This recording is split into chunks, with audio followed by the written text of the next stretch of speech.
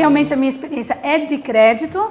Eu acho assim um dos assuntos mais importantes dentro do banco. Aí os alunos falaram, porque você dá aula? Claro, eu puxo a sardinha para o meu lado, é o assunto que eu dou aula, então é o mais importante, mas em qualquer negócio que a gente esteja envolvido, dar crédito é uma coisa extremamente importante. Quem já emprestou dinheiro para o cunhado, por exemplo, ou para a cunhada? Não precisa me contar. Quem já foi viajar para qualquer canto e aí emprestou o cartão de crédito para o fulano e disse, depois você me paga, deu crédito. Quem, por exemplo, comprou uma caderneta de poupança, um CDB, um fundo, deu crédito. Então é desse crédito que a gente vai falar de que sofre as dores no mercado financeiro, sofreu um esbarrão em 2008 que foi quase todos os pinos para o chão, tá certo? A gente tem hoje um mercado bancário muito diminuído por conta de uma crise bancária que levou um monte de gente muito famosa para o buraco. E aí os governos, especialmente estávamos aqui falando, dos países europeus e os Estados Unidos, chegaram lá e falaram, olha aqui nós vamos botar um monte de dinheiro para você continuar sobrevivendo. Então assim, é uma brincadeira de gente muito grande dar crédito. É uma brincadeira onde você pode só emprestar realmente o seu cartão R$20 e você pode levar uma coisa totalmente para o buraco. A gente vai falar um pouquinho de modelo de decisão de risco de crédito, Standard & Poor's, como é que eles olham. Tinha uma pessoa dando uma entrevista numa rádio no Dia das Mães, ela é a Regina Nunes, presidente da Standard & Poor's, e aí ela estava lá dando a entrevista e era só sobre o Dia das Mães, e ela falando das duas filhas e como ela divide o tempo, uma coisa bem mais você mesmo. E aí simplesmente veio um jornalista, assim como vocês, e começou a torpedear ela de perguntas extremamente delicadas, do tipo, a Standard & Poor's dá rating para países que depois têm problemas, como é que você justifica isso? E ela foi ficando... Sabe quando a pessoa vai ficando assim, não consegue muito responder as perguntas? E aí ela disse assim, olha, então eu vou resumir, eu acho que ela foi extremamente inteligente, eu adoro as mulheres, né? Ela disse assim, se você está com febre e você jogar o termômetro fora, você resolve o seu problema? A Standard & Poor's é um termômetro de mercado. Ela vai medir a febre. Está com muita febre, médio febre, pouca febre. Agora, que remédio o médico vai dar? Sabe, como o paciente vai reagir ao banho fresco, ou etc e tal, o termômetro não vai dizer. Então, eu acho que ela se saiu muito bem. Então, assim, nós, de risco, somos muito conhecidos como advogados do diabo, por exemplo, nomes simples, meiguinhos, assim, tipo urubu, né, também chama de, lá vem urubu, porque pegou uma proposta de crédito, daí o cara quer vender aquilo, e a gente fica lá perguntando, mas e essa garantia por quantos anos? Mas essa pessoa precisa desse dinheiro por tantos anos por quê? Essa máquina tem qual vida útil? Esse capital de giro, esse debt equity ratio que está aqui, é por quê? Ele não mandou dividendos no ano passado, fez o que com o dinheiro? Então a gente fica ali descobrindo o quê? Uma única coisa, a capacidade de repagamento daquele sujeito. Como é que a gente faz o processo em si? E aí, quando eu falo o processo de gestão, eu vou estar sempre falando de qualquer processo. Né? O processo de gestão da padaria para comprar a farinha de trigo, o processo de gestão da Standard & Poor's, o processo de gestão do Banco Santander, do Deutsche Bank, etc. e tal. A gente faz uma definição de estratégia, primeira coisa. Tem que definir estratégia, deixar tudo direitinho, saber como é que está. Como é que é isso? Elabora uma política. Para quem eu vou dar? Para que prazo eu vou dar? E aí depois vem precificação, mas vem numa segunda onda. Quanto tempo eu vou dar crédito? Então, quando você senta numa agência de um banco de varejo, como Bradesco ou Itaú, e você diz, meu nome é João, eu tenho 42 anos, casado, 2 filhos. E o moço responde, R$40 mil de cheque especial, 10 mil para leasing, 15 mil para... Que é isso? É um credit scoring que o Bradesco tem. E para todo homem casado, com filho de 42 anos, o sistema cospe um crédito para ele. Um jeitão de como é que aquele cara vai pagar. Por quê? Porque, historicamente, crédito faz muito isso. Aliás, eu acho que crédito faz só isso. Mas é que se eu falo só, eu diminuo a matéria que eu ensino, então não posso falar assim. Mas crédito faz muitas coisas complicadas e complexas, especialmente com foco nisso. Melhorei, né? Melhorei? Ele estuda o passado, né? Estuda. Olha o presente e faz uma coisa bem simples, não posso falar isso, né? Previsibilidade. É o que todo mundo faz de crédito. Eu tento prever o tamanho do default, o tamanho da capacidade de pagamento daquele sujeito. E por aí eu vou indo. Então, eu olho o passado. Então, o que eu olhei? Eu olhei que, na média dos sujeitos, homens casados, 40 anos, com filho, clientes do Bradesco, ou do Itaú, ou do Santander, ou do HSBC, bancos grandes de varejo, nos últimos 10 anos, o nível de incapacidade de pagamento foi de 5%. O que eu faço? Ponho isso lá na minha política e digo para o meu sistema, porque não dá para você ter 2.000 agências e ficar com gente com caneta aprovando crédito. E aí o sujeito vai lá e coloca. E aí ele fala assim, esse sujeito tem realmente crédito de 40 mil, leasing 10 mil, cheque especial de não sei quanto. Passou aquele ano lá de 2010, né, fechou 12 meses, ele olha e faz uma nova, sempre nova, os bons sujeitos de crédito fazem sempre novas, tem alguns ruins, aí ficam dando crédito para Enron, né, para o Banco Santos, para a Grenco, eles não olham todo ano, tem que olhar todo ano isso aqui. E ele pega o nível de default, o nível de incapacidade de crédito, está me faltando a palavra default, como é que fala default em português? Eu dou aula em inglês, desculpem, viu? Toda hora eu faço isso. No caso, seria uma palavra assim... mais chique para calote, por exemplo? Sim, tem uma... Obrigada, essa que eu queria. E inadimplência? Calote é o do cunhado, né? Inadimplência. Do irmão mais velho, sabe aquele cara? Empresta 10 aí, isso é calote. Então, ele pega e mensura, descobre quanto é o nível de inadimplência e não faz outra coisa que não tem milagre, não. É 5%? É 2% da carteira? Então, emprestou 2 bilhões de reais, 2% da carteira aqui, é calote, ele pega 2% e põe no preço desse financiamento para o próximo ano, para os próximos 6 meses. Tem tesouraria que faz isso diariamente. Aí você pode pensar, cá com os seus botões e sua camisa azul marinho, sua blusa azul marinho. Professora, então quer dizer que os bons pagam pelos maus? No crédito, sim. Os bons pagam pelos maus. Então, toda vez que a gente soma os maus pagadores e bota eles numa planilha. Nós, eu estou dizendo nós ruins, urubus de crédito. A gente pega esse valor, sem dó, nem piedade, quiçá, pega aquele valor de inadimplência, junta ele para o próximo ano e põe na taxa. E aí o sujeito financia. Ah, então é por isso que qualquer homem de 40 anos, casado com filho, leva 40 pau de crédito? Sim. Porque, na média, eu que estou dando crédito, já botei o meu nível de calote e inadimplência dentro do próximo lote. Muito bem. Aí a forma de decisão, delega poderes. Quem decide dentro de uma organização? Se você tem uma loja de calçados, um restaurante, como é que decide? É você e o dono? Num banco é um comitê de 5 pessoas, de 2, de 3, cada caneta quanto poder tem, 1 milhão, 5 milhões, decide isso daí. E depois faz a gestão de risco. Como é que é a gestão de risco propriamente dita? Porque a gente está falando no processo de gestão e entra em gestão, né? É o modelo a ser usado na segmentação de clientes, né? Então, vamos supor, é muito, muito importante, num Brasilzão do tamanho do nosso, a gente segmentar cliente. Seja por geografia, isso é o segredo de sucesso de grandes empresas. Muitas empresas que se tropicalizaram do ponto de vista geográfico têm muito mais sucesso do que aquelas que falam o que serve para São Paulo serve para o Brasil inteiro. Se eu tenho um fornecedor de bolo de chocolate, de merenda da escola pública da minha pequena cidade, e o meu fornecedor de farinha de chocolate é sempre o mesmo, a escola é pública e me paga há 20 anos em dia, e eu continuo fornecendo bolo de chocolate e merenda, qual é o modelo de risco de crédito que eu vou usar? Nenhum. Vamos combinar? É os Cs de crédito que a gente vai olhar, é o caráter e a confiabilidade, e vamos em frente. Agora, se eu tenho uma loja de calçados que está se estabelecendo em São Paulo, e aí vai abrir uma filial no Rio, e aí então eu tenho que decidir para quem eu vou, para que classe eu vou vender aquilo ali. E num banco, como é que funciona isso aqui? Exatamente assim, né?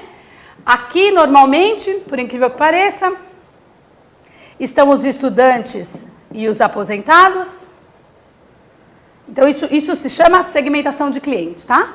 Aqui, normalmente, então, são a classe C, D, né? E aqui tá, digamos, eu acho que D tem D aqui, tem, aqui só tem C, D e E. Aí, aqui no meião, eu tenho todo o mercado de middle market, que também é chamado de PME, pequenas e médias empresas.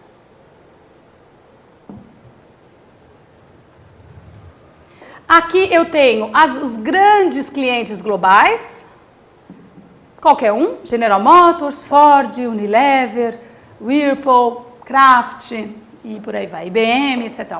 E aqui eu tenho os mega super master ricos, pouquíssimos, olha que pouquinho de gente que é o Private Banking. Então, por que eu faço isso? Eu estou usando esse exemplo porque eu falo sempre de banking, mas poderia ser uma loja mesmo de calçados.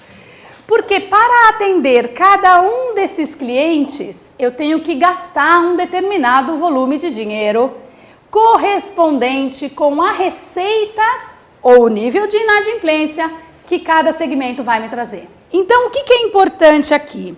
Para muitas coisas. Para eu ver a forma como eu vendo o dinheiro, o banco só vende e compra dinheiro, né? Vende serviço também. E também para eu saber quanto é que eu aguento de impacto de calote em cada uma dessas áreas aqui. E aí eu vou calibrando o spread. Por quê? O spread está claro? Às vezes eu uso algum termo financeiro, levanta a mão. O spread é a margem que eu boto na taxa para o sujeito pagar. Aquilo que o banco ganha, o spread. Então, esses caras pagam muito pouco spread, os clientes globais. Imagina, emprestar 2 bilhões de reais para a IBM, ela paga 0,00 nada. Né? Agora, se eu faço aqui embaixo um capital de giro, uma conta garantida, vocês já imaginaram o spread que isso dá? Normalmente, o que acontece aqui é que existe, eu vou dar uma arredondada, tá? 2 milhões de clientes no varejo dos bancos, espalhados pelo Brasil inteiro. Aí aqui existem mais ou menos 1,5 milhão. Aí aqui existem entre 500 e 1.500. E aqui é aquele famosíssimo para vocês, Fortune 500. É lá que eles estão. Normalmente, os private bankings, 99% é investimento. Então, é o cliente correndo o risco do banco. O banco não empresta dinheiro para esses caras. Ele empresta até para a empresa dele. Aí ele vai pedir a garantia necessária. Ou recebíveis, ou calção, ou um edifício, ou uma alienação fiduciária, qualquer garantia que esteja ligada. Mas aqui é negócio de din-din alto, muito investimento. O banco vende o seu crédito para vocês, para os clientes de private. Então, o cliente de private, é por isso que private é tão absolutamente rentável. Porque você fala assim, mas por que esse cara investe tanto em private banking? Olha só o brinde de Natal. Teve um banco que deu para uma amiga minha um cristal, assim. Aí eu falei, gente, mas será que deu para todo mundo? Aí eu fico pensando no spread. Não tem default.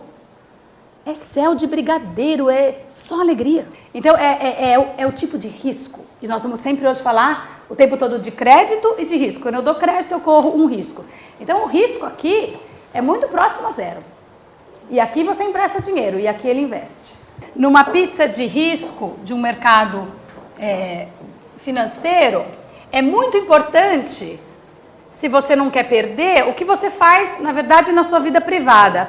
Uma diversificação. Você diversifica o risco. Você compra um fundo, uma poupança, tenta fazer uma casa própria lá, 50 anos, aí compra um carro. Tudo aquilo faz parte dos seus bens, do seu ativo que você está administrando. Um banco faz exatamente a mesma coisa. Ele pega todos aqueles clientes misturados e aí ele vai dividindo lá. Então, isso aqui eu emprestei para grandes corporates. Private banking não empresta quase nunca. Esse aqui eu emprestei para pessoas físicas, classe C e D. Pessoas físicas, esse aqui é cartão de crédito, consignado, cheque especial, porque A não toma, né? Vamos combinar que A não toma cheque especial, é C e D, é nós, assim digamos. Pessoa física, aqui D e E, por incrível que pareça, estudantes, etc e tal. E aqui assets, as administrações de fundo, E o banco também compra papéis para colocar dentro dos seus corpos para vender para esses caras aqui. E aí tem uma outra pizza maior que ele corta de novo dessa forma aqui e fala assim, olha, eu vou emprestar 25% para a indústria automotiva, aí eu vou emprestar 30% para telecom, e aí ele vai dividindo isso aqui, 25%, indústria que ele gosta. Por quê? O que ele está fazendo aqui? Diversificando o portfólio, a carteira. Se a indústria automotiva toma um tropicão, como tomou inúmeras vezes, então diversificar o portfólio é fundamental, é crucial para que você tomou um tropicãozinho ali, sabe aquela história? Nossa, se engorda 1 quilo, aí você põe uma roupa preta, quer dizer, você está diversificando o risco, entendeu? Você está fazendo um blended, um mixed da coisa. Aí, enquanto você não emagrecer aquele 1 quilo, você vai usando uma roupinha preta, tá certo? Vejam que a professora está hoje de negro. Documentação para efetivação de liberação de crédito, a cobrança, a gestão da cobrança e, obviamente, a gente vai falar disso lá no fim, no último slide, que é quando tudo que eu ensinei deu errado, a gente vai chamar alguém, em uma mesa de advogados, e aí eles vão fazer uma recuperação judicial para a gente. Que essa é a desgraça pelada mesmo, é aquela coisa assim, deu tudo errado, e aí chama o cara e a empresa vai... Na verdade, a recuperação judicial é melhor que a velha concordata, mas ela ainda é uma situação assim... vexatória, digamos. Então, por que isso é mais importante? Porque eu que apliquei neste fundo, eu não li. Eu não li aquele termo com aquelas letras minúsculas que dizia, se esse cara quebrar eu não vou ver nenhum centavo. Eu não tinha capital garantido. Eu não tinha uma coisa onde eu realmente podia me apegar ali. E aí, esta parte do crédito, que vem por último, desgraçadamente, quando você faz, né, resolve investir em alguma coisa, aí você investe, aí você manda o TED, aí o sujeito recebe, né? Ô, Lucimara, ô, João, você esqueceu de assinar o termo. Aí você vai assinar lá no fim. Já foi. Então, isso aqui é bom a gente pedir, especialmente porque tem fundos maravilhosos no mercado hoje, que estão dando muito acima do CDI. Se vocês forem corajosos para aplicar o dinheiro nesses fundos, leiam bem lido os seus prospectos. Entendam direitinho o risco que vocês estão correndo. Tem uns realmente muito bons que você pode sair daquela, sabe? Caderneta de poupança. E aquele... Aí você rala, aí depois tem uma remuneraçãozinha desse tamanho. Assume um pouquinho mais de risco, vocês são muito jovenzinhos ainda, na minha opinião deviam assumir mais risco, mas dá uma olhada direito nessa parte da documentação. Muito bem. Então é muito importante que a empresa faça o quê? Vender um produto. E aí eu tento me mixar, porque eu não fico falando de banco o tempo todo. Para vender alguma coisa. Condição de prazo compatível com o prazo do seu fornecedor. Me entregou, forneceu, eu produzi, eu vendi. Isso tem que estar casado, senão a gente faz um buraco no caixa da empresa, né? Você vai indo assim, aí você vai vendendo, aí você faz assim, precisa de caixa, na verdade, aí cai para cá, precisa de caixa, e aí, a hora que você chegar aqui, a sua situação pode ficar bastante complicada, porque o seu caixa está muito negativo. Então, você tem dinheiro, aí você produziu, enquanto produziu, precisou comprar matéria-prima, né? Pagou, aí ficou assim, sem dinheiro, um baixinho lá, mas vendeu e recuperou o dinheiro aqui. Este aqui é a condição de prazo compatível com o prazo dos seus fornecedores. Então, por exemplo, tem empresas que a gente dá uma olhada de fora e fala assim, esse departamento de compras não conversa com o departamento de vendas. O departamento de compras são as pessoas extremamente focadas, compram, financiam qualquer preço, qualquer prazo, blá, blá, blá. E o departamento de vendas, vendem, qualquer prazo, blá, blá. E o financeiro fala, meu Deus, furou caixa. Meu Deus, furou caixa de novo. Caramba, preciso tomar um capital de giro. Meu Deus, olha agora o que eu preciso tomar. Meu Deus, aumentei minha dívida. Este custo financeiro, ou ele esteja bem listado no produto, bem calculado, ou você vai ter um problema a longo prazo. Então, extremamente importante. Você fala, professora, mas é outra coisa extremamente importante? É. A senhora vai falar o tempo todo assim? É, porque são muito importantes. Elas combinadas fazem com que o crédito realmente seja bem dado. O prazo tem que ser compatível. Estabelece o limite, já me estendi bastante sobre isso. Determina o custo da captação de recurso. É aquela história, eu captei o dinheiro. Que dinheiro os bancos emprestam? Aqueles que nós economizamos. Não existe outro. Existe um pouquinho do capital dele próprio, mas é o dinheiro. E o que ele faz? Uma intermediação de todo mundo que poupa e todo mundo que toma emprestado. E aí o que ele pode é fazer um pouco de dinheiro virtual do ponto de vista de balanço. e vai rodando aquela rodana ali. Então, é por isso que ele tem spread, por isso que o banco não empresta para você o tanto que você receberia num CDB, porque senão ele não tem, ele tem que ter uma coisa entre as duas. E o que ele faz? Eu determino o custo de captação. É fundamental eu saber quanto custa o sapato antes de eu vender. E se o meu cliente demorar para pagar, o custo que ele demorou para pagar e eu tomei hot money num banco, tem que estar no sapato. Então, tudo isso tem que caminhar bastante junto. Então, esses caras de compras, de vendas, o financeiro, que às vezes o urubu, entendeu? A pessoa de crédito, etc e tal, eles têm que estar todos juntos ali olhando isso para dar muito certo. E a gente não vê isso acontecendo na crise financeira de 2008. Então, tá bom. Esse título chama Os Aspectos Relevantes, que está escrito lá em cima. Então, é a administração propriamente dita, a carteira de ativos, ou seja, o meu estoque, os critérios de risco que eu usei, os limites de crédito que eu dei e, de novo, né, a estrutura da documentação e as garantias de empréstimo. Isso é fundamental. Olha que eu cheguei agora, na etimologia da palavra, coisa de professora de mestrado. É bom a gente saber o que é crédito do ponto de vista etimológico mesmo, né? Quer dizer, é a confiança, olha só, que inspiram as boas qualidades de uma pessoa, o direito de receber o que emprestou. É a fé e é a crença. Isso é crédito, isso é o que eu dou aula, quer dizer, é uma coisa complicada hoje em dia, né, você falar desse assunto? É todo ato de vontade ou disposição de alguém destacar ou ceder temporariamente, eu quero de volta aquele treco, né? Parte do seu patrimônio a um terceiro, com expectativa que esta parcela volte e volte a sua posse integralmente depois de decorrido um certo tempo. Ou seja, o banco pede garantias, alienação, aí, por exemplo, crédito imobiliário. Não dá para eu financiar uma casa, um apartamento sem pedir aquela alienação, aquela hipoteca, tá certo? Mas eu não quero apartamento, eu quero o dinheiro de volta, porque eu quero, né? Eu, enquanto banco, quero rodar aquela... E não quero fazer leilão da Caixa, como teve esse fim de semana. Quem é o leilão da Caixa? O que a Caixa faz?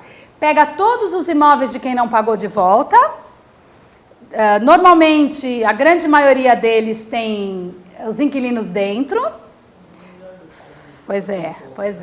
Então, ela pega todos os imóveis de volta, gasta uma mega grana para juntar tudo aquilo, para fazer um leilão, para passar de volta para alguém financiado. Esse sujeito que compra o financiado vai brigar 2 anos para tirar esse inquilino de dentro. Ou seja, ela não quer, o banco que empresta ou alguém que empresta alguma coisa para alguém, eu não quero a garantia. A garantia é apenas alguma coisa que me conforta.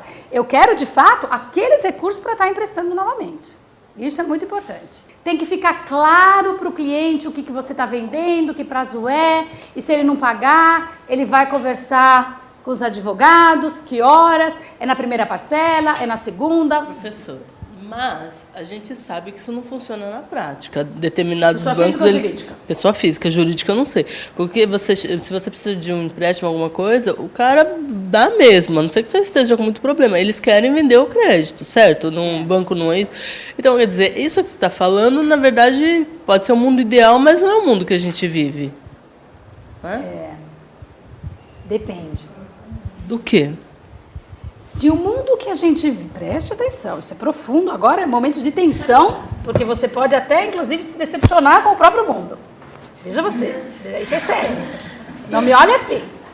Se o mundo que a gente vive não se importa em dar crédito, tem alguma coisa errada. O que será? Várias coisas. O spread que está dentro do seu pagamento. Ou seja, se ela e ela vão me pagar, porque eu sei que a cada 4, 3 me pagam e uma não, eu dou crédito para as 4 e deixo você não me pagar. Depois eu ponho o seu nome no Serasa, ponho no SPC, dificulto sua vida por 5 anos e depois você volta a ser normal de novo. E aí, como você é uma golpista, você volta de novo, dá outro golpe no meu banco e eu de novo, você é uma entre 4 e a vida corre.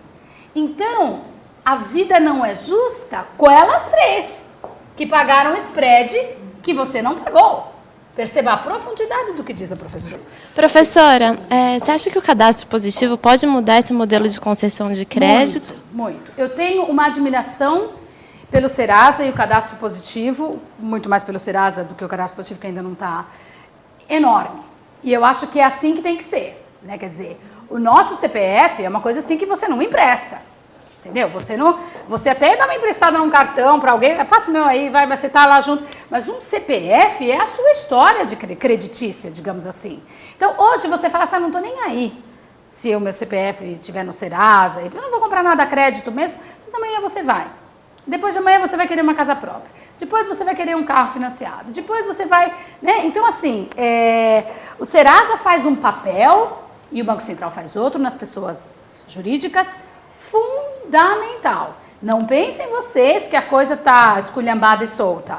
Eu entro no sistema do Banco Central, hoje, digito um CNPJ e eu sei quanto aquele CNPJ tomou de dinheiro em todo o mercado nacional. Que, aliás, é desse tamanho, né, agora. Antes de um monte de banco, agora só tem 10. Talvez eu tenha passado uma imagem de que é só o credit scoring, homem branco casado com filho 40 anos, mas também o Serasa e o bom ponto esse, porque o Serasa e o SPC jogam fortíssimo uma bola nesse meio de campo e ajudam quem está na loja. Uma outra coisa que ajuda quem está na loja, imagine você abre uma loja, investe todo o dinheiro que você economizou a vida inteira e toma um calote.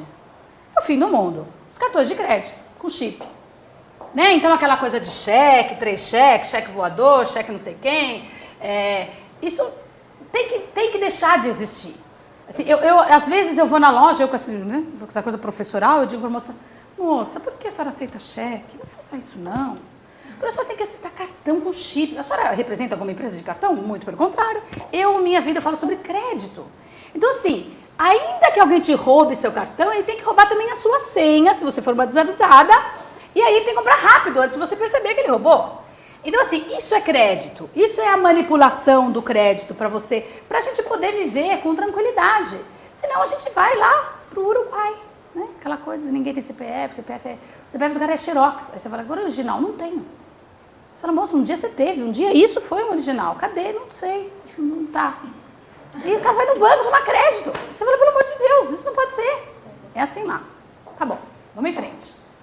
Então, uma política bem-sucedida começa no momento em que se prospecta o cliente. Jogo claro, todas as fichas na mesa, faz uma política de crédito que inclui etapas, que passam essencialmente pela formalização dos termos e condições gerais, o que eu estou vendendo, para que prazo, segmentação de clientes, já falei bastante, definição de limites ou plafond, palavra francesa, de crédito por cliente, quanto eu de fato vou dar para cada um, fixação dos processos, regras e procedimentos, e internamente, né, o caso de um incumprimento do comprador ou daquele tomador de recursos, na verdade. Fatores de desempenho, isso cada empresa tem o seu jeitão de fazer indicação de desempenho. Ou seja, se eu vou ser ABC, se eu vou ser AAA, se eu vou ser 1, 2, 3, que tipo de cliente eu sou? E aí você fala assim, esse é um cliente 3. Então, se você faz camisetas de 3 tipos, uma é bordada, a outra é silcada e a outra é branquinha, você só faz aquilo ali, como... Não sei se vocês já foram naquela loja, o melhor bolo de chocolate do mundo? Não é uma jogada de marketing maravilhosa? Aí você fica com vontade de ir. Primeiro, a loja é linda, segunda é na Lorena. Terceiro, é tudo de bom, assim, para nós podres de chique, como somos nós. E aí você fala, vou parar, eu vou comer esse bolo. E aí só tem 2 bolos de chocolate, não é isso? Um é amargo e o outro é... E assim... É um bolo legal. Mas o bolo de chocolate... Other than that, exatamente. E eu acho que uma fatia deve custar R$9. Uma fatia. Então, assim, é muito bem embalado, etc. Então, assim, isso é ingenuity of the market. Né? Quer dizer, ele tá cometendo um crime? Não. Ele tá fazendo... Mas é um pouco de ingenuidade botar uma placa gigante dizendo o melhor pedaço de... Como é o nome? O melhor bolo de chocolate do mundo, você fala, eu não vou deixar isso para lá. Eu tenho que participar dessa jogada. Aí você vai comer nada daquilo. Então tá bom. Então é mais ou menos isso. Quer dizer, é você remunerar. Então, assim, tá na hora, do ponto de vista financeiro e do ponto de vista de crédito, pegar a ingenuidade, dobra, joga no lixo e de fato fica de olho naquilo que é importante. As políticas de crédito não são estáticas. Se fossem, a Emerald não teria quebrado, tá certo? Com um histórico tão maravilhoso. Quer dizer, as empresas de fato quebram, os bancos quebram, né? E a gente tem que estar olhando isso daí. Condições para uma boa gestão. os macroambientes e os microambientes. Professora, você não vai dizer que isso também é importante? É. E crucial também. E se não fizer direito? É. Mas é um conjunto de todas as coisas. Essas, as macro e as micro, você pode jogar uma meia dúzia fora se não tiver dentro daquele seu business, tá certo? Então vamos olhar. As econômicas, taxa de câmbio, você vende em dólar? Importa. Se nem importa e nem exporta, então ela tá fora. Inflação, juros, todo mundo tem que botar na conta. Barreiras alfandegárias, tem que botar na conta. Nível de desemprego daquele setor, se você vai vender, vamos supor, guarda-chuva em Belém, não é em Belém que chove todos os dias? Deve ser um bom business, né? Vender guarda-chuva em Belém. Níveis de desemprego, está todo mundo desempregado, fator climático, aí a chuva. Sustentabilidade, que é super fashion hoje em dia, estar politicamente correto, ser sustentável, tudo isso algumas empresas usam de maneira até marqueteira, digamos assim. Segurança pública, políticas de privatização, variáveis psicossociais. A moda, aqui tem uma faculdade podre de chique de moda, aqui na FAP. Distribuição de hábitos das classes econômicas, mobilidade da população, alfabetização e as variáveis tecnológicas, né? Meu Deus, a gente compra um celular hoje e amanhã aquilo já não serve mais para nada. Então, assim, as variáveis tecnológicas são fundamentais. Se você vai abrir uma LAN house, be careful, porque o seu computador pode durar muito pouco. A sua corrente de internet, corrente deve ser uma palavra péssima, né, para usar, mas a sua conexão, desculpa, de internet tem que ser mega blaster, né, para todo mundo jogar o jogo, e aquilo deve durar o quê? 6 meses, o cara tem que comprar tudo de novo. Então, assim, isso é risco, não, mas uma LAN house dá muito dinheiro, provavelmente enquanto seu equipamento não for obsoleto ou o seu jogo ainda estiver funcionando. Microambientes, né? O nível de interferência do número de fornecedores, quer dizer, quem compra aço especialmente, né? É uma commodity, está na bolsa, você não tem muito o que fazer, você não tem onde procurar outro fornecedor, você está ali naquela dependência, quem é esse cara, fornecedor? O nível de interferência do número de clientes exerce no poder de barganha. O grau de dependência do setor público já foi um mega problema no Brasil, hoje em dia é um problema muito menor. A atuação dos concorrentes, quer dizer, quanto fôlego você tem. E essa atuação de concorrente a gente vê muito no mercado de franchising, né? O sujeito pega todo o dinheiro que ele guardou na vida e pega um filho super talentoso de 39 anos que ainda não decidiu o que quer ser e compra uma loja do McDonald's para o sujeito. E aí, esse sujeito só tem fôlego para uma. Aí que o McDonald's ou qualquer, pode ser Fit, de pé, qualquer uma dessas lojas, abre uma na frente dele. Porque você pode fazer isso num franchising. E aí ele não tem poder de fogo para bancar aquela concorrência que está chegando. Abre uma na esquina. E aí isso é uma coisa muito importante você saber. Bom, e se o meu concorrente me pegar no pé? E se ele baixar o preço, o que eu faço? Eu posso baixar também? Até aonde? Muito importante. Essencialidade do produto. Eu sempre penso que produto de limpeza é um tudo, gente. Eu queria ser a dona da Unilever, da Procter & Gamble. O que é aquele Veja? O que é aquele Vanish? Eu não vivo sem ele. Você paga uma fortuna por aqueles produtos. Olha eu aqui fazendo propaganda de novo, desculpem. Custa muito caro. Mas você não vive sem produtos essenciais, não é? Imagem e aceitação do produto, obviamente sazonalidade, distância do mercado fornecedor, quer dizer, logística. Quanto custa hoje para você produzir em Manaus as motos da Honda e vender no Brasil inteiro? Eles têm uma mega logística maravilhosa e são líderes de mercado disparados, né? A combinação de algumas variáveis macro e algumas variáveis micro, com as condições financeiras do balanço, com o histórico da empresa, esse jeitão, vai te falar, não, para esse cara aqui eu dou crédito sim, eu não tenho problema com ele.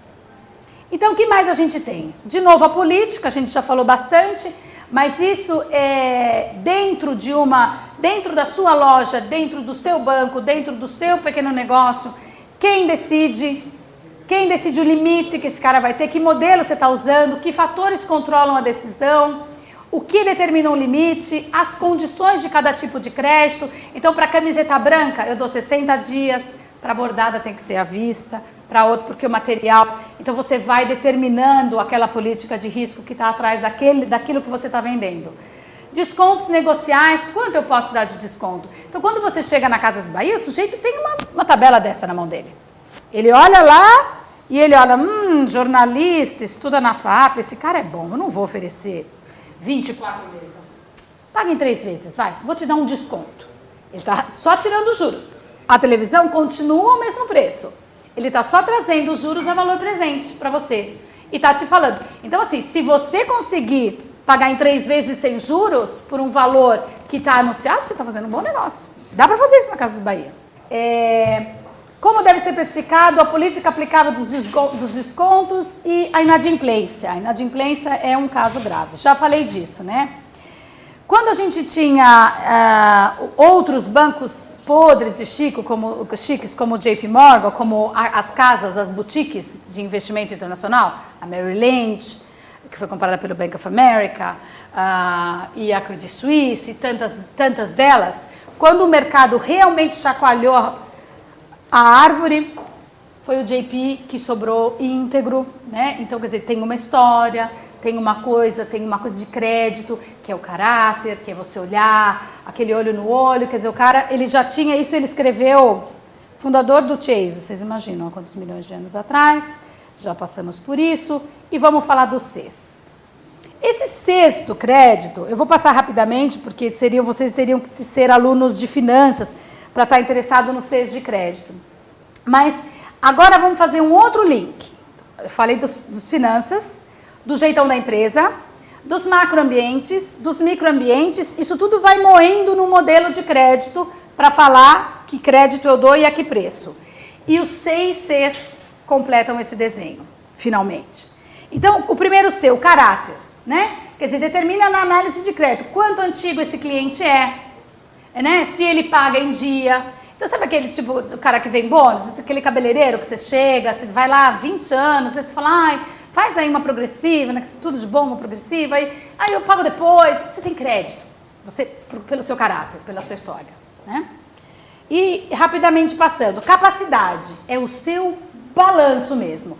É a habilidade da empresa de honrar aqueles compromissos. Quer dizer, você olha lá um ativo passivo, porque não lucros e perdas, mas você vai olhar, o passivo da empresa é deste tamanho, o ativo é assim, falando obviamente em grosso modo, o ativo de longo prazo é isso aqui, e aí a empresa fala assim, não, eu vou aumentar minha dívida nesse tantinho aqui, porque eu estou gerando aqui receitas, olha aqui meus lucros e perdas, e aí esse é o C de capacidade. É você olhar, descer a lupa e falar assim, não, esse cara realmente está gerando os recursos que ele precisa para o investimento. Ou seja, é a análise do demonstrativo financeiro. O capital. De onde vem o capital? Hoje os bancos têm uma preocupação atroz com a história do compliance, de onde vem o dinheiro, se é lavagem, se não é, se é de terrorismo, se não é. Então são 6 ou 7 filtros que cada conta passa dentro do banco, começa nas pessoas físicas pelo Serasa, pelo SPC, e as pessoas jurídicas vai Banco Central e vai filtrando para ver o quê? A origem do seu capital, a consistência do seu capital, se esse dinheiro realmente foi formado porque você fez uma aquisição, que aquisição que foi, onde veio o funding, etc. e tal, é o C de capital. O C de collateral não tem tradução essa palavra no nosso pequeno mercado financeiro, são as garantias, né? Então, por que alguém dá garantia para um banco? Por uma única razão, para melhorar o preço final. Não tem outra razão para dar garantia. Então, quando você fala assim, então por que se eu tomo um cheque especial, custa 6% ao mês, mas se eu financio a minha casa em 15 anos, custa 2% ao mês? Porque sua casa está alienada e o seu cheque especial, não tem nenhuma garantia atrás. Então, a garantia mitiga 2 coisas. O risco de você não pagar, de você inadimplir e o preço. Então, é bom dar garantia? É bom dar garantia se você puder negociar com o banco um preço mais interessante. Né? Se você, mas eu dou garantia, não, eu dou uma hipoteca. Então, você vai reformar a sua casa em outro lugar ou fazer um investimento, você fala, não, eu dou uma hipoteca para você melhorar o preço. Se não melhorar o preço, você não dá a hipoteca. Esse é o C de collateral. E, por fim, as condições... trocou de letra de novo. As situações econômicas da empresa mesmo, as circunstâncias particulares que afetam qualquer parte de negociação. Por exemplo, uma briga entre sócios. né, cada um sai para um lado e não sabe quem vai comprar quem. A ênfase está voltada para os fatores externos e macroeconômicos que a gente já viu. Então, muito bem. Sim, e esse risco... Tem um case que eu dou na minha aula de finanças, que é o da Parmalat, que foi o risco mais famoso de conglomerado até hoje. A Parmalat, quando patrocinava o Palmeiras, aquele sucesso absurdo, ela comprava muitas empresas.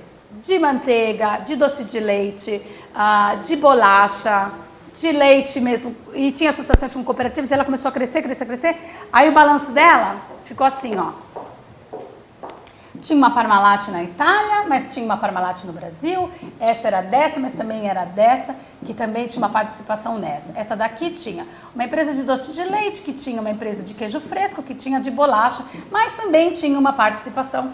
E aí, Quando chegava nessa última aqui, essa aqui era a que tomava dinheiro no mercado. Aí ela tinha uma participação de X. Sabe quem é X? O cara que ia dar o calote. Uma participação expressiva de X. Só que ela estava dentro de um conglomerado. E aí os analistas de banco e os gerentes de banco adoram aprovar crédito. Se eles aprovam crédito, eles ganham spread dá bônus e a vida continua. Então o que eles fizeram? Começaram a aprovar crédito. E aí uma aprova e contamina o outro, fez feito uma H1N1. Olha, o Bradesco aprovou 200 milhões. Por que o Citi não aprova? Aí ele aprovava também. Por que o outro não aprova? E começaram... E a empresa tomou 1 bilhão e 400 milhões de reais emprestado e deu um calote no mercado. Então, esse foi um risco que se correu de conglomerado, porque quando foram descobrir qual era a empresa que devia de fato, nem sequer tinha uma participação italiana. Era uma participação pequenininha, que tinha 2% de outra. Então, é muito importante você olhar o risco conglomerado quando você está falando de pessoa jurídica. Tá? E aí, tá bom. Então, a gente acabou o CES. E a gente vai modelos de mensuração agora. Esse modelo de mensuração é o começo do closing da nossa conversa. Tudo o que a gente conversou entra numa máquina gigante e aí vai fazendo esse movimento de pegar todos os índices macroeconômicos, os microeconômicos, o financeiro da empresa. E aqui, né? Aqui tudo aqui, o mercado onde ela está inserido, todo aquele monte de coisa. E aí ele pega e chega aqui e fala assim, bom, o modelo que eu vou usar é esse aqui. Aí ele vai, para cada cliente, ter uma letra, A+, ou um número, e aí cada empresa, na verdade, vai ter o seu jeitão de moer todas essas informações e dar este número, e só isto vai valer para quem está na ponta de venda. Eu tenho aqui um A+ e um A-, e na Casas Bahia é igual. Eu tenho aqui um ZF e um P3. E para o P3 ele sabe exatamente a que prazo ele faz, que preço ele faz, e etc. e tal. E é assim que funciona tecnicamente a questão de decisão de crédito. Então vamos lá. Os modelos de risco são ferramentas que utilizam técnicas estatísticas, é puramente estatística. Né? Olha o passado, faz previsibilidade de futuro, moendo as informações que eu fui dando para vocês ao longo da aula de hoje. A utilização decorre do aperfeiçoamento do desenvolvimento de cada um. Então, se nós vamos começar um business hoje, provavelmente a gente vai comprar um modelo pronto. Só que a gente vai ter que tropicalizar para o nosso produto, para a nossa geografia, para o nosso tipo de cliente, para ele ficar bacana. E são esses modelos bacanas que dão pouco nível de inadimplência. Ou se o nível é alto, eu simplesmente recupero ele lá em cima, botando na taxa, que dão a perpetuidade da minha empresa. E é a perpetuidade da minha empresa que faz com que eu possa me financiar da forma mais barata do mundo, fazendo um IPO. E por aí a gente vai fechando um ciclo onde você fala assim, então quer dizer, como você estava dizendo, varandas, né? Não, como fala? Havaianas. Havaianas, eu entendi varandas. Havaianas em São Paulo, Alpargatas, é o máximo, né, no mundo inteiro. Mas ela não tem capital, ela não é listada. Por algum motivo, ou porque ela é familiar, eu não conheço a história dessa empresa especificamente, eu nunca cobri essa empresa. Mas por algum motivo ela não faz capital, não abre capital.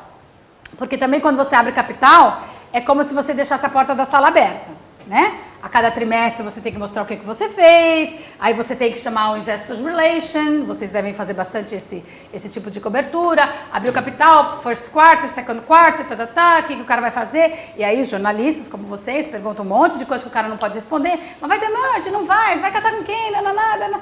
E aí ele fica ali naquela saia justa, o mercado é pequeno, né? Então vocês sabem fazer previsibilidade mais do que ninguém, e aí a coisa desanda. Então, se eu quero manter minha empresa fechada porque eu estou ganhando muito dinheiro, eu não abro capital, porque eu não preciso, na verdade. Então, muito bem. A utilização, então, vai sendo aperfeiçoada para cada modelinho. O primeiro modelo foi criado durante a Segunda Guerra Mundial, por Henry Rolfe. Ele precisava de uma ferramenta que os analistas inexperientes pudessem dar crédito. Homem, branco, casado, com 2 filhos. Puf, o sistema me fala, pode dar 40 mil para ele, 2 anos, não tem problema. E aí, o que ele fez? Isso, obviamente, na Segunda Guerra não tinha computador, né? Vamos combinar? Então, aí a coisa foi se aperfeiçoando. Na hora que veio o computador, meu Deus do céu, eu daqui dou crédito em Manaus, dou crédito na Inglaterra. Se vocês sabem muito bem que na Amazon.com vocês podem comprar o que vocês quiserem. Basta dar um número de Visa ou Mastercard. Então, assim, isso é crédito. Isso é crédito. Tudo bem que ele vai cobrar primeiro, depois ele vai embarcar o seu livro, mas isso é crédito também. Né? Então, assim, com o advento dos computadores, aí a coisa realmente tomou o mundo inteiro. É isso, com a evolução das técnicas estatísticas. 90% das empresas americanas oferecem algum tipo de crédito, trabalham com modelos de credit scoring. Quer dizer, ele é provado como o melhor, ou seja, que é o behavior, né? Quer dizer, eu vou olhando como foi e vou previsibilizando lá na frente. A história do credit scoring, vou contar sem ler slide, se vocês gostarem um pouco de mim. Os credit scoring, na verdade, eles são modelinhos único e exclusivamente estatísticos. E aí a gente volta um pouquinho lá com a história da Standard & Poor's, né? Quer dizer, fundos de pensão, lembra que eles dizem assim, quem paga no final da história? Alguém paga. Uma insanidade como a crise do real estate de 2008, quem paga? O governo pagou um tanto e os fundos de pensão pagaram outros. Hoje em dia, não sei se vocês conhecem alguém que tem algum dinheiro do fundo de pensão da Varig. O fundo de pensão da Varig perdeu o dinheiro. Como assim, moço? O senhor só pode comprar duplo B e mais, o senhor tem 1 milhão de coisas que o senhor não pode fazer e o senhor perdeu. Perdi, pois é. Então você imagina, você sendo um piloto da Varig, né, tanto status, tantos anos, etc e tal, aí você chega aos seus 70 anos, então, o seu salário era de 8 mil, vai passar a ser 600 reais. Como é que um sujeito desse convive, e eu estou falando de hoje, né? Não estou falando de uma situação hipotética, não. Hoje é isso que aconteceu. Os pension funds que pagavam, como falar isso? Retirement program, programas de aposentadoria, tiveram que dar um haircut naquele valor que eles pagavam, porque simplesmente perdeu um dinheiro no mercado financeiro.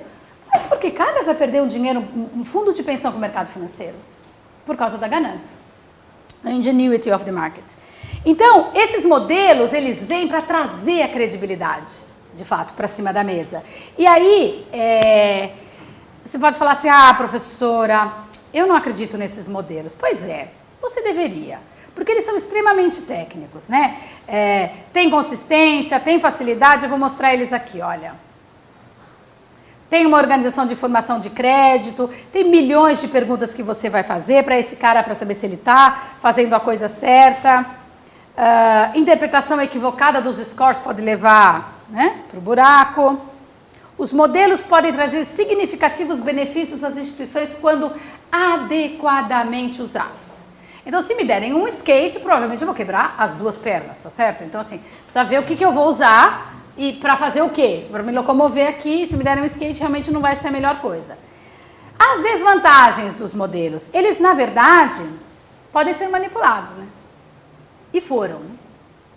Na crise eles foram. O que eles cobrem? 4 tipos de risco. O de mercado, taxas de câmbio, a gente já falou, vai lá no macro e micro. O risco operacional, dentro do risco operacional tem até fraude, então por isso tem compliance, Chinese wall, essa coisa toda. Risco legal, né? Não tinha um imposto, tinha um imposto, o advogado não viu, dançou. E risco de crédito, o mais importante, que é aquela matéria que a professora dá aula. Aí eu vou falar um pouco de cada um, vou pular para poupar vocês e vou direto. Vejam quanta coisa eu trouxe, hein? Para que riscos eles cobrem? Onde a gente tem que olhar para que riscos esses modelos podem cobrir? Soberano, todos os países têm, todos não, Venezuela não tem. A maioria dos países tem rating. Nós somos duplo B, éramos duplo B menos, o Lula nos fez já 2 upgrades, por incrível que pareça. Veja que falar português não é tão importante assim, é muito mais importante ser inteligente. Os bancos todos têm rating, as empresas têm ratings, as empresas multinacionais, os gestores de recursos têm rating. Quando tem uma revista, o Valor Econômico e a Você S.A. publica uma vez por ano, não sei nem se vocês estão fazendo propaganda de alguém de vocês, os rankings dos fundos e dos gestores também, eles ganham ratings.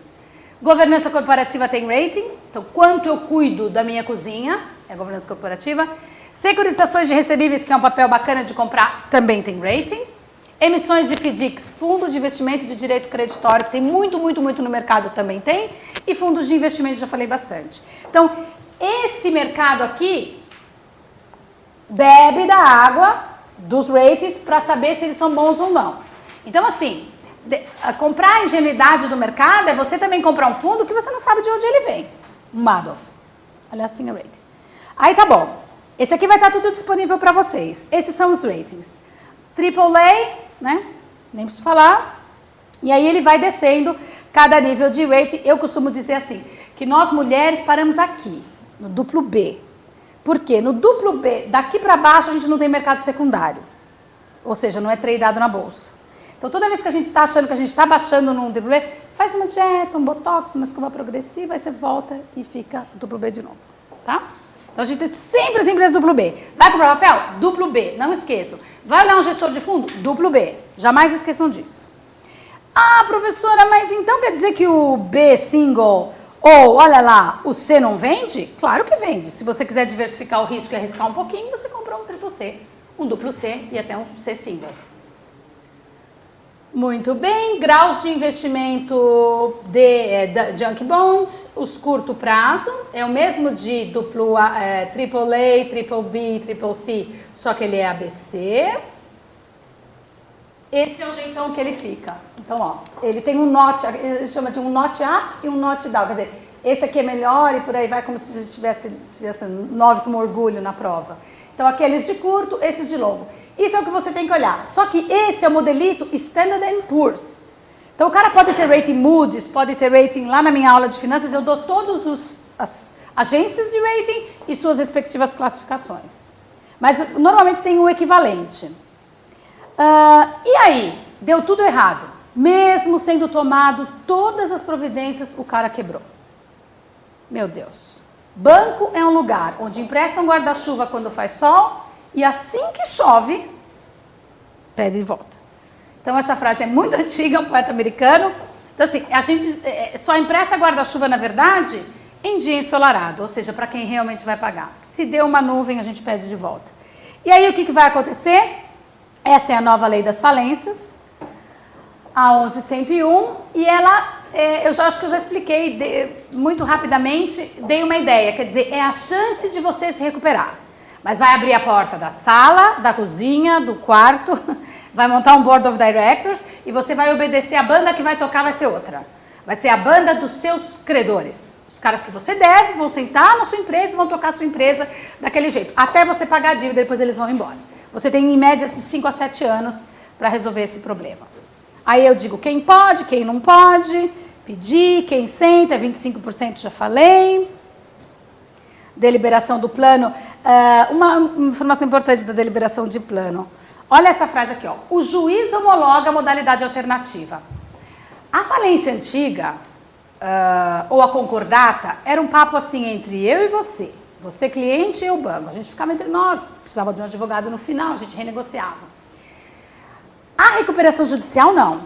São os advogados que chegaram em peso no mercado financeiro e nas empresas e falaram assim, agora quem toca aqui, quem manda aqui somos nós. Então, assim, não existe recuperação judicial sem um juiz delegado para tomar as decisões. Então, assim, é o poder judiciário realmente tomando o papel que ele toma nos Estados Unidos. Dúvidas, críticas, sugestões? Muitíssimo obrigado pelo tempo de vocês. Espero que vocês tenham aprendido tudo sobre crédito. Quais são as perguntas? Aqui, o microfone. Aqui. Acho que estão os dois ligados. Eu queria saber por que tem esse papo que é eterno aqui no Brasil de que o spread dos bancos brasileiros é tão alto. 400 pontos. Já Dos foi maiores mais do mundo. alto. Na verdade, é por causa disso aqui, ó. Nós demos 5 calotes na nossa dívida externa. Não sei se você lembra daquele fofucho, literalmente, chamado Delfim Neto. Você adorava dar calote na dívida. Eu sei, você chega e fala, não vou pagar. Não vou pagar. Não vou pagar de novo. Renegocia. Renegociou para dentro. Não vou pagar. Então, quer dizer, aí a gente foi despencando aqui, né? Isso aqui é preço. Exclusivamente preço. Então, se você está aqui, você paga 700 basis points, que é 7% ao ano, ou você paga mais. Mas, enfim, aí você vai aqui, nós estamos aqui. A gente paga mais ou menos 350 bips, 3,5% ao ano de spread, por ser Brasil, por estar no Brasil. Então, a General Motors, ou qualquer empresa multinacional, ou o Pão de Açúcar, ou a Braskem, ou a Rodia, sei lá, qualquer empresa que está aqui, por estar aqui, ela paga o spread do país onde ela está, por melhor que ela faça. Então, esse papo de spread, os Estados Unidos estão lá em cima. Todo mundo quer investir nos Estados Unidos e topa ganhar LIBOR plus lunch, né? Porque você está correndo um risco muito pequenininho.